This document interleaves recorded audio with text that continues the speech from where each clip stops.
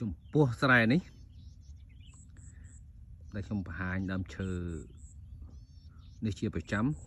ចំពោះពូជសែនក្រប01នេះបងប្អូនណាហើយខ្ញុំចេញវីដេអូមាន4ភាគមកហើយភាគ1ភាគ2ភាគ3និងភាគ4ឥឡូវនេះរំលងផុតទៅរយៈពេល10ថ្ងៃហើយខ្ញុំចេញវីដេអូភាគ5តែពិតស្រែខ្ញុំមានស្រែផ្សេងៗជាច្រើនទៀតដែលល្អជាងនឹងតែនេះខ្ញុំចង់បង្ហាញថាស្រូវដែលយើងព្រោះទៅវាដោះម្ដងដោយសារកត្តាភ្លៀងហ្នឹងតើខ្ញុំកែបានប៉ុណ្ណាហើយតែពិតបើយើងយល់អំពីដំណាំស្រូវឃើញវាដោះរាយអញ្ចឹងទោះបីឲ្យវាកំថាឡើយ5ហ៊ុនមួយដើមឬក៏មួយទឹកមួយដើមឲ្យវាមួយចង្អាមួយដើមបើដោះរាយពេញស្រែស្មើពេញផ្ទៃកន្លាទាំងអស់អញ្ចឹងអត់ត្រូវបារម្ភទេហើយស្រែនេះមានឃើញមានខមមិនបងប្អូនកសិករគាត់បានចូលខមមិនក្នុងវីដេអូដែលខ្ញុំផុសស្រែនេះកាលដែលខ្ញុំចេញវីដេអូស្រូវភាគ1គាត់ថាបន្តធ្វើទៀតចុះបងកុំបង្ហាញគេអីបើនៅខាងស្រុកខ្ញុំខ្មាស់គេដោយដើរស្រាតអញ្ចឹងអាហ្នឹងជាទស្សនៈរៀងខ្លួនបើគិតមានអារម្មណ៍ថាខ្មាស់គេអាហ្នឹងគិតផ្លាយធ្វើសារថ្មីចុះតែសម្រាប់ខ្ញុំយល់ពីវាខ្ញុំអត់មានរឿងអីត្រូវខ្មាស់គេទេរឿងគីសោយរឿងគេយំជារឿងរបស់គេតែសំខាន់ខ្ញុំដឹងពីអ្វីដែលខ្ញុំកំពុងតែធ្វើ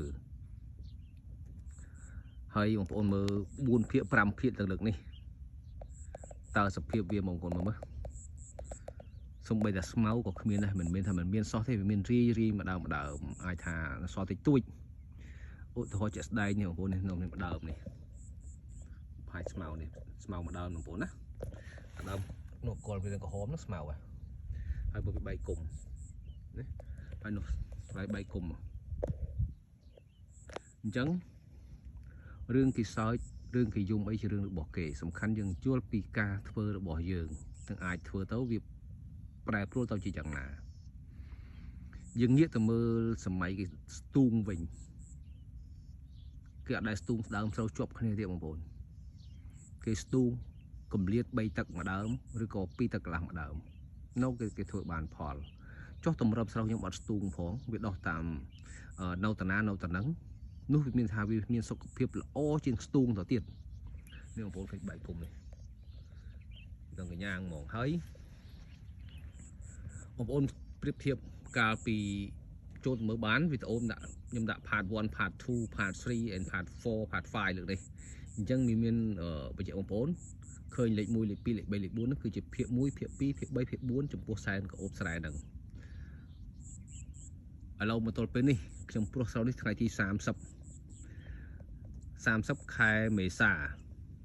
មានថ្ងៃចុងក្រោយនៃខែមេសាហើយមកទល់ពេលនេះថ្ងៃទី6ខែមិថុនាមានន័យថាស្រូវនេះបាន1ខែ6-7ថ្ងៃព្រោះខែ5ដាច់ខែ31បើក្របពីអាយុ37ថ្ងៃទាំងថ្ងៃនេះហើយសភាពស្រូវយើងប៉ុណ្ណេះហើយស្រូវសែនក្រអូបនេះ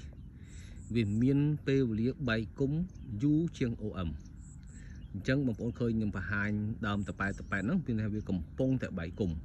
ហើយវានៅបន្តបែកទៅមុខទៀតរហូតដល់វាមូលដើមទៅវាឈប់បែកហើយស្រូវនេះមូលដើមអាយុ60ថ្ងៃបានមូលដើមអញ្ចឹងវានៅពេលវេលាជាង20ថ្ងៃទៅទៀតតម្រាំតែមូលដើមណាហើយការបាច់ជីការគ្រប់គ្រងសត្វល្អិតឲ្យបាននោះគឺជារឿងត្រឹមត្រូវហើយទោះបីមិនចឹងមួយដើមក៏ត្រូវអត់ត្រូវខ្វាយខ្វល់ជាមួយវាដែរវាកាន់តែពិសេសហើយបើសិនជាឃើញស្រូវដោះប៉ុណ្ណឹងគឺអាចទទួលយកបានអាចកែបានគឺធ្វើយកតែម្ដងហើយស្រែផ្សេងទៀតគឺមានល្អមានដោះស្អាតជាងនឹងកម្រិតពូជដូចគ្នាតែដោះមិនដូចគ្នាតែខ្ញុំចង់បង្ហាញដែរស្រែនេះប្រមាណភាគមកនេះគឺខ្ញុំចង់បង្ហាញថាបើមានដីបងប្អូនដែលមានទឹកគ្រប់គ្រងហើយដល់ឃើញដោះអញ្ចឹងព្យាយាមកែយកចុះចំណេញពេលវេលាចំណេញថ្លៃពូជចំណេញថ្លៃវាយដីចំណេញថ្លៃភ្ជួរដីជាដើមអញ្ចឹងបងប្អូនចង់វាយចោលនឹងជាការសម្រេចចិត្តមួយរបស់បងប្អូននេះខ្ញុំមិនអាចកំណត់ឲ្យខាតត្រូវតែធ្វើតាមខ្ញុំទេតែបើចង់ដឹងមានតែសាកមួយចុះណា ចឹងអត់មានអីច្រើនបងប្អូនណាcầnបង្ហាញជូនបងប្អូនប៉ុណ្ណេះហើយអរគុណច្រើនសម្រាប់ការបងប្អូនដែលគាំទ្រហើយនឹងតែងតែជួយចែករំលែក page របស់ខ្ញុំនេះហើយបន្តឲ្យកសិករយើងបានស្វែងយល់ទាំងអស់គ្នាពីរបៀបធ្វើស្រូវដោយព្យាយាមកាត់បន្ថយថ្លៃដើមផលិត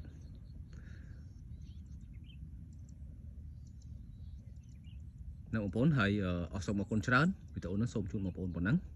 ខ្លីៗដើម្បីជាចំណេះដឹងតិចតួចសម្រាប់បងប្អូនដែលមិនចេះអញ្ចឹងអរគុណច្រើនបងប្អូន